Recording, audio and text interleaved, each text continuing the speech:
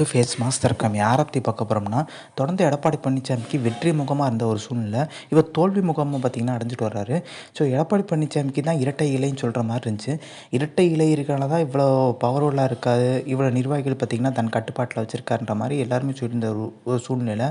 சூரியமூர்த்தியோட வழக்கு பார்த்திங்கன்னா திசை திருப்பி இப்போ ஓபிஎஸ், இபிஎஸ் அதே மாதிரி பார்த்திங்கன்னா சூரியமூர்த்தி 3 பேரையும் பார்த்திங்கன்னா தேர்தல் ஆணையம் அழைப்பு விடுத்திருக்காங்க. ஸோ இதனால் ஓபிஎஸ்க்கு பார்த்திங்கன்னா இரட்டை இலை கொடுக்கணும், எதனால் பார்த்திங்கன்னா இபிஎஸ்க்கு கொடுக்கக்கூடாது, இந்த விளக்கத்தை கொடுக்கணும்.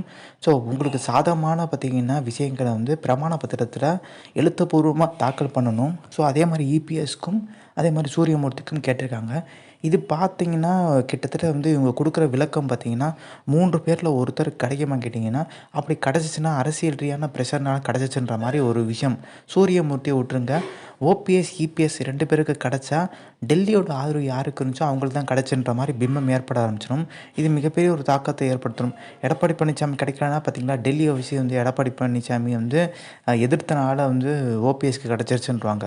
ஸோ அதை வந்து பார்த்திங்கன்னா காம்பன்சேட் பண்ண 2 பேரையும் பார்த்திங்கன்னா நாங்கள் சரிசமமாக பார்க்குறோம், ஜனநாயக நாட்டில் பார்த்திங்கன்னா நாங்கள் சரிசமம் பார்க்கணும்னு சொல்கிறக்காண்டி முடக்கிறதுக்கான வாய்ப்பு அதிகம்ன்ற மாதிரி தான் பேசிக்கிறாங்க. ஸோ இந்த இன்ஃபர்மேஷன் பிடிச்சா like, share, subscribe. Thanks for வாட்சிங் திஸ் வீடியோ.